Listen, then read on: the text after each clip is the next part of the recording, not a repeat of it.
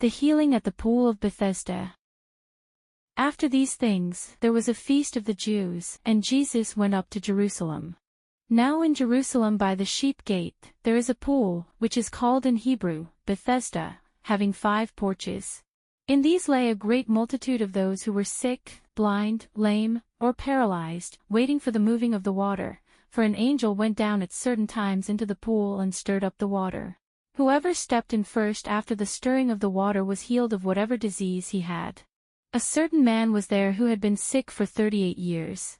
When Jesus saw him lying there, and knew that he had been sick for a long time, he asked him, "Do you want to be made well?" The sick man answered him, "Sir, I have no one to put me into the pool when the water is stirred up, but while I'm coming, another steps down before me." Jesus said to him, "Arise, take up your mat, and walk." Immediately, the man was made well, and took up his mat and walked. Now that day was a Sabbath. So the Jews said to him who was cured, "It is the Sabbath. It is not lawful for you to carry the mat." He answered them, "He who made me well said to me, 'Take up your mat and walk.'" Then they asked him, "Who is the man who said to you, 'Take up your mat and walk'?" But he who was healed didn't know who it was, for Jesus had withdrawn, a crowd being in the place. Afterward Jesus found him in the temple and said to him, "Behold, you are made well. Sin no more, so that nothing worse happens to you." The man went away, and told the Jews that it was Jesus who had made him well. For this cause the Jews persecuted Jesus and sought to kill him, because he did these things on the Sabbath. But Jesus answered them, "My Father is still working, so I am working too." For this cause therefore the Jews sought all the more to kill him, because he not only broke the Sabbath, but also called God his own Father, making himself equal with God.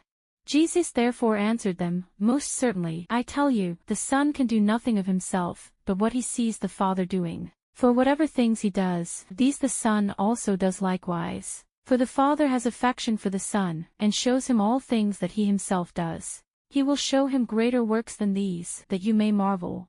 For as the Father raises the dead and gives them life, even so the Son also gives life to whom he desires. For the Father judges no one, but he has given all judgment to the Son, that all may honor the Son, even as they honor the Father. He who doesn't honor the Son doesn't honor the Father who sent him. Most certainly I tell you, he who hears my word and believes him who sent me has eternal life, and doesn't come into judgment, but has passed out of death into life. Most certainly I tell you, the hour comes, and now is, when the dead will hear the Son of God's voice, and those who hear will live. For as the Father has life in himself, even so he gave to the Son also to have life in himself. He also gave him authority to execute judgment, because he is a Son of Man. Don't marvel at this, for the hour comes in which all who are in the tombs will hear his voice and will come out, those who have done good to the resurrection of life, and those who have done evil to the resurrection of judgment. I can of myself do nothing. As I hear, I judge, and my judgment is righteous, because I don't seek my own will, but the will of my Father who sent me. If I testify about myself, my witness is not valid. It is another who testifies about me. I know that the testimony which he testifies about me is true. You have sent to John, and he has testified to the truth. But the testimony which I receive is not from man. However, I say these things that you may be saved. He was the burning and shining lamp, and you were willing to rejoice for a while in his light.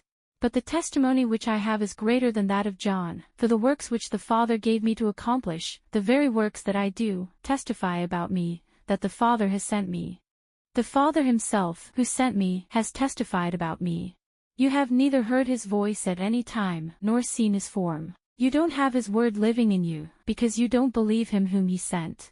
You search the Scriptures, because you think that in them you have eternal life, and these are they which testify about me. Yet you will not come to me, that you may have life. I don't receive glory from men. But I know you, that you don't have God's love in yourselves. I have come in my Father's name, and you don't receive me. If another comes in his own name, you will receive him. How can you believe, who receive glory from one another, and you don't seek the glory that comes from the only God? Don't think that I will accuse you to the Father.